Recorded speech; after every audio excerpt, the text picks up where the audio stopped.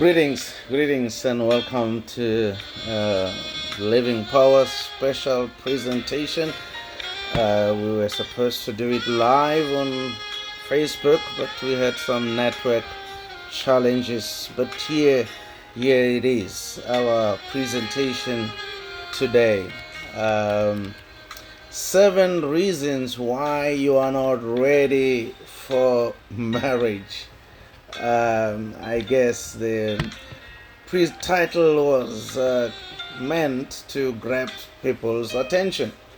Now, if we look into marriage, marriage is one of the most complex relationships that one can ever enter into, because it is a coming together of two strangers, different backgrounds, different personalities, different upbringing, different perspectives and preferences in life, and these two strangers must come and live together in one house, share the same bedroom, same bed, without killing each other.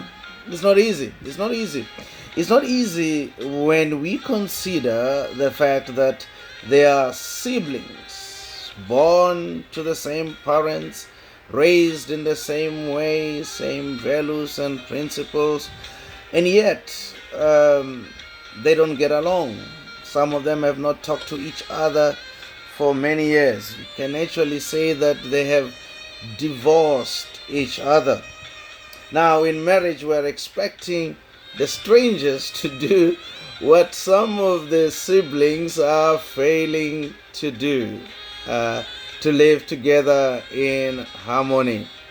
Now, that's why if you look into marriage, a successful marriage is one of the greatest miracles on earth, a testimony of God's power on earth. 7 reasons why you are not ready for marriage. I had thought of entitling the presentation "How to Prepare for Marriage," but then I thought such a topic won't be very interesting, so we decided to spice it up a little bit. Now, 7 reasons why you are not ready for marriage. Now, when we look into the idea of preparing for marriage, what do people do to prepare for marriage? What do I need to do as a man or as a woman to prepare myself for this lifelong commitment? It does seem like our preparation for marriage mainly revolves around finding the right suitable partner in the marriage. For men, it might include getting a job, saving up for paying the dowry or the bride price, saving up for the wedding day, preparing a home or a house where you will live together after the marriage. That's what it seems to entail by and large, for men and for women also, even though much of the preparation oftentimes seems to be focused on the day, which is called the wedding day, and not necessarily on the lifetime of marriage. Now, what is this all about? These 5 reasons why you are not ready for marriage. You see, in order to understand marital readiness, you need to look at some of the issues that affect and often destroy marriages. What are those things? And how can we, through preparation, avoid such? Now, much of the challenges that we have in marriage can be attributed to the issues around interpersonal relationship. or the lack of interpersonal skills in marriage, those issues like communication in marriage, conflict resolution, finance management, and so on and so forth. However, there are issues around character weaknesses or defective characters that we bring into marriage, which is where I want to focus myself as we speak on 7 reasons why you are not ready for marriage. Number 1, lack of self-control. Now, many marriages have been destroyed because of infidelity or lack of self-control. It is no surprise, that infidelity, it's no surprise because infidelity is said to be the most devastating event that can ever happen in marriage, second only to the death of the spouse. Some says it is worse than death. Now, if you know you lack self-control, as a man, you know you are incapable of being faithful to one partner. Why get into marriage which expects you to live in a monogamous relationship, which expects you to have faithfulness? We need to realize that there is no salvation in marriage. Marriage has no power to change defective character. Salvation is only in Christ, and if we reject him or we ignore him, we are not going to get much help and nothing will change. And if you enter marriage with your incapacity or your lack of self-control, many times we think like, maybe if you're caught, you're going to hurt your spouse. But it doesn't end there. You see, when you have no self-control or you're not faithful in your relationship or in your marriage, it does affect your partner. But the reaction that the partner might have, they might become miserable and sad and depressed because of what you have done, which also will steal the joy in marriage. That means you are going to be living in a miserable marriage. But it doesn't end there. It affects the children as they see your exemplary life. I was talking to a man and I said to him, if you do not stop your lifestyle of infidelity, these children, he was a businessman, I said to him, these children that you are raising and you are taking them to expensive private schools, one day they will grow old and they will hate you with passion and they will have nothing to do with you. And this man says, wait, how do you know? I said, what do you mean? How do I know? He says, because that's exactly that happened to my father. Even as we speak, we have no relationship with him because of the lifestyle he lived of infidelity. I said, yeah, you are following up on the generational curses, and the same thing will happen to you. Not only that, while some partners might be depressed or sad or divorce you, which then affects your happiness and your life as a result of lack of self-control, others react differently. Some may even kill you. There are many partners who have been poisoned, hitmen arranged for them, because the people cannot deal with the pain of been cheated on. So in reality, when you enter marriage with the lack of self-control, you are basically exposing yourself to a probability not just of living a miserable life, but of getting killed, of destroying the chances of your children to have a happy and healthy childhood. Now, therefore, if you haven't learned to have self-control, if you haven't learned to be faithful to one person, stay away from marriage. Why cause damage to yourself, to that partner that you want to marry, and the innocent children who are going to be born in that? I will say wait and repent, because you are not ready for marriage. Number two, another reason why you are not ready for marriage is having insecurities, low self-esteem, and bringing much of the brokenness from the past.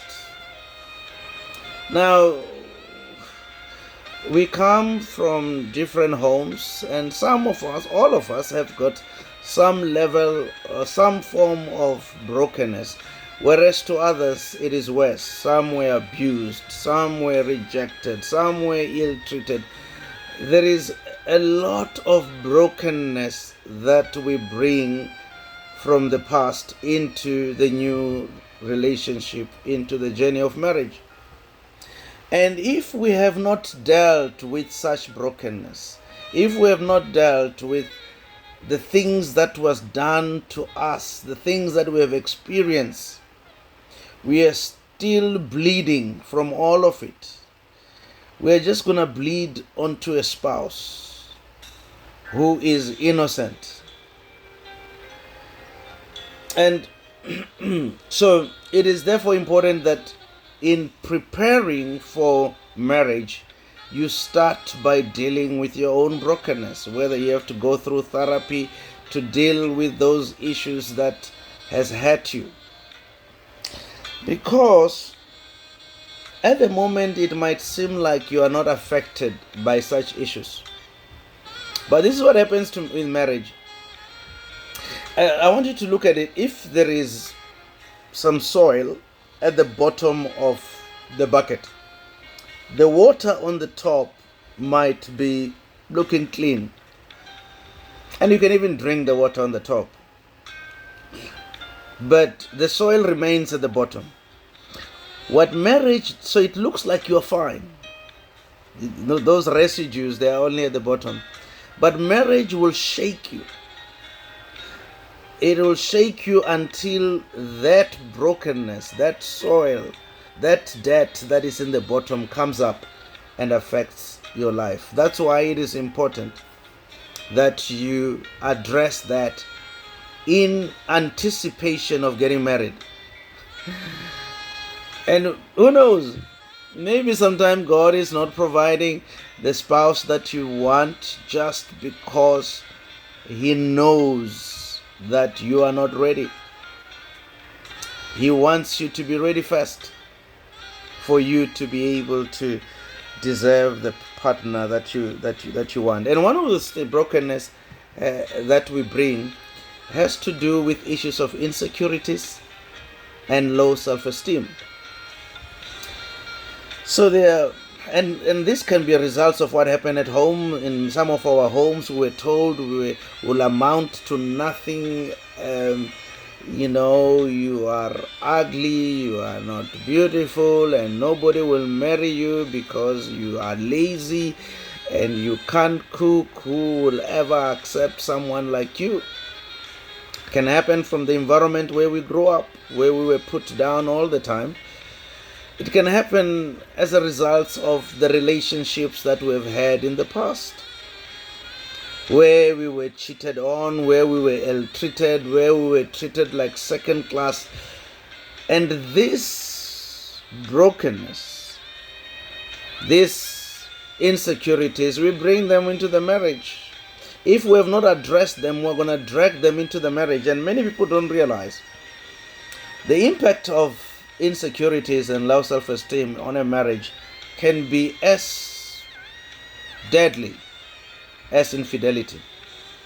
In this case, you are accusing the other person of that which they not do, and you are convinced, so they are treated like already they have committed adultery, and therefore the joy in the home is stolen.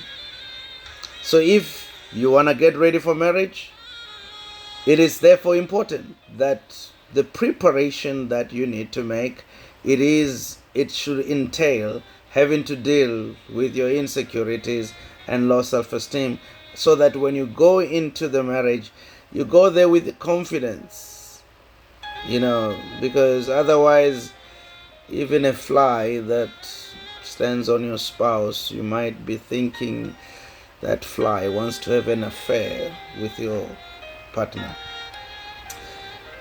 So we need to address those things. Otherwise, we are not ready for marriage. Another reason why we're not ready, number 3, failure to leave father and mother. Now, Genesis 2 verse 24, as God declared Adam and Eve, husband and wife, he says, therefore a man shall leave the father and his mother and shall cleave to his wife, and the two shall become one flesh. Now, both husband and wife must leave. Now, many people have misunderstood this, and they have been leaving on the wedding day. The wedding day is not the time to leave father and mother. It is the time to arrive at a new destination of cleaving. So, the day you decide that you want to marry someone, it is the day that you must start living, right? At that time, when you decide that you want to marry somebody, you must start living. Think about marriage as a journey from Johannesburg to Cape Town. And if you're going to get married in a year's time, you start your journey to the promised land, which is where your spouse is. Now, you start that journey. What does it mean practically?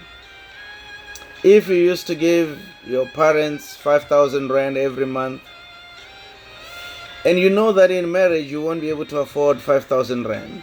So what then happens is that many people will give the 5,000 rand until the day they get married, and the next month after you marry, you change that. You then give them 0 or 1,000 rand. And that's some of the things that increase the unhappiness with the in-laws, because the wife seems to be the one who is changing the agenda.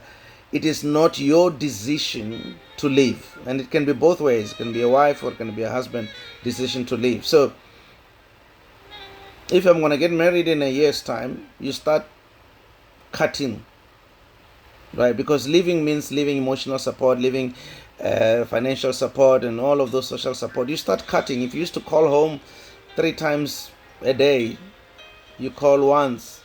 If you used to call 3 times a week, you call once. You start living. If you used to give them 5,000, next you start by giving them 4,000. Then after 3 months, 3,000. After 8 months, you give them 2,000. And by the time you get married, maybe you're giving them only 2,000. And as soon as you get married, you give them 2.5. So they think that they have benefited by you getting married. So you need to leave so that those actions, and the same applies to the attachment that you used to have. If you used to go and ask everything from mommy or daddy, you start cutting, because the text says a man shall leave. It doesn't say a boy or a girl. Boys and girls stay home. You start living. You start showing your independence. You start walking away to your new destiny. And they must see the detachment, and it must not be seen just on the wedding day. So if you have not left, you are not ready for marriage. Number 4, anger issues and related challenges. If you're still struggling with the issues of anger issues, you're not ready for marriage, because marriage, you are bound to have conflict.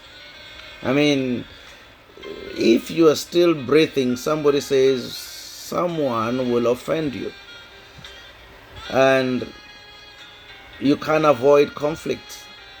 But at every conflict, if you start blowing out with anger issues, then you are in trouble. In fact, I think people, before they get married, they must go for some emotional intelligence training. How do you deal with anger? How do you deal with disappointment? How do you communicate yourself effectively? Deal with yourself, because you're going to get a good spouse, and your anger issues end up destroying the chance of that marriage succeeding. And when it fails, you remain also devastated. So now that you don't have a partner, now that you are preparing to get married, work on yourself. Work on those issues, your rough edges. Learn to forgive. Learn to embrace another person. I was talking to a couple yesterday, post-marital counseling session, talking about issues of forgiveness, and that if you don't know how to forgive, and if you can't forgive, don't enter marriage. Because in marriage, your partner will hurt you more than anybody else, and if you don't have forgiveness in your heart, don't enter marriage, because marriage will want forgiveness, and even for someone who has not apologized, or someone who is not even remorseful. So you need to have forgiveness. You need to learn to deal with those issues. Another thing that proves that you are not ready for marriage is ignorance of what marriage is. I'm amazed by how many of us wants to get married, but we do not have a good understanding of what marriage is. Now, this particular issue was brought to bear more clearly from this couple. This couple used to fight every weekend, and almost every Sunday morning they were there and had to address their issues. And one day I said, I'm tired of your problems, so you know what I'm going to do? I'm going to start your marriage from scratch. Let's demolish everything. Let's start the foundation of marriage. Let me teach you what marriage is. Let me guide you from the beginning. And we started doing that. And I remember this one day, after we discussed what marriage is, this young lady said something that got stuck into my head. She says, now that I understand what marriage is, I realized that if I had known what it was before I got married, I wouldn't have gotten married. So she was effectively saying that she entered marriage on wrong pretense. She didn't know what she was getting herself into. It is very interesting that the time before marriage is a time to educate yourself on what marriage is. It is important that you read as much material. Try to learn as much as you can so that you can understand what you're getting yourself into, because as long as you don't know what you're getting into, you're not ready. Right? You might be getting into the wrong bus, into the wrong train, because you have a misconception and a misunderstanding of where you're going and how you're going to get there. Number 6, immaturity. Now, it has been said that maturity is not measured by age, but it's an attitude built by experience. You see, maturity comes through when we take responsibility of our life or of those around us. And the more we take responsibility and we experience that, that's where maturity comes from. So it's not determined by how old you are. It's determined by your experience. In Chivenda they say, to be grown up, it's not that you've been born long ago, but it is your experience from one day to another. So if you are not mature, don't try marriage. If you're still a boy and a girl who wants to play around, don't try marriage. I remember this couple came to see me. There was a young man who was 38 years old, and every night he was going clubbing, every night, and he was cohabiting, and in any case they were planning to get married, but every night he was going clubbing, coming back in the early hours of the morning. And I had one question for him, and my question to him was, when do you plan to grow up? When are you planning to take responsibility of your own life? So maturity is critically important. So there are men and women who might be 40 years old, but they are babies. They are not grown-ups. And the law, I'm a marriage officer here in the Republic of South Africa, it doesn't allow children to get married. So you need to be grown up. So even if you're 40 years old, but if you're still a boy or a girl, don't think of getting into marriage. Marriage will require you to be mature and to be able to take responsibilities, and having proven that you've taken responsibilities and succeeded in doing so. And lastly, not having the fruit of the Spirit. And so if you don't have the fruit of the Spirit, Galatians 5, verse 22 and 23, that's where we find about the fruit of the Spirit, which is the love, kindness, gentleness, self-control, and so on and so forth. Long-suffering, patience, and so on. It's the fruit of the Spirit, not the fruits of the Spirit, the fruit of the Spirit. Now, if you really look into that list in Galatians 5:22-23, you will find that those are the qualities that you need in a spouse. Everything that you'll ever need is there. So love, kindness, goodness, gentleness, self-control, faithfulness. All of those 8 are all the qualities you'll ever need in marriage. And they are the fruit of the Spirit. So when the Spirit has worked in you, it produces the fruit. So how do we know? So in reality, if you don't have the fruit, if you don't have the Spirit that bore fruit in your life, you're not ready for marriage, because your partner will be requiring the fruit.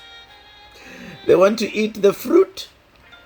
They want to eat this love, kindness, gentleness, patience, faithfulness. They want to enjoy the fruit. That's what they're looking for in marriage. You can talk about tall, dark, and handsome. You can talk about money this and money that. Ultimately, what is required will be the fruit. What will be demanded of you will be the fruit. So the question is, do you have the fruit? If you don't have the fruit of the Spirit, don't think of entering marriage. Because you see, you're going to be lacking on that which will sustain the marriage. You are not qualified to enter. So you need the Spirit of God, which is attested by the fruit, because the Bible says, by their fruit you will know them. So if you yourself, you are still lacking on that love, on that kindness, of that goodness, self-control, faithfulness, and all of those things, if you are lacking on those, please don't enter marriage. Disqualify yourself. In fact, don't look for a partner. First of all, seek God and His righteousness. Seek the Spirit of God to dwell within you. And it is that Spirit that will lead you and guide you to the right person. So don't rush ahead. You don't need a partner. You need the Spirit. And you want the partner after you have received what you need. So in reality, without this fruit of the Spirit, you are not equipped to make marriage successful. So don't disqualify yourself. Stand in front of the mirror and say, do I have the fruit? And if you don't look for a partner. That partner will be miserable. You are going to be miserable. And then you're going to go around telling people that marriage is hard, marriage is impossible, and so on. But it's because none of you have the fruit. May the Lord bless you and keep you. Till next time.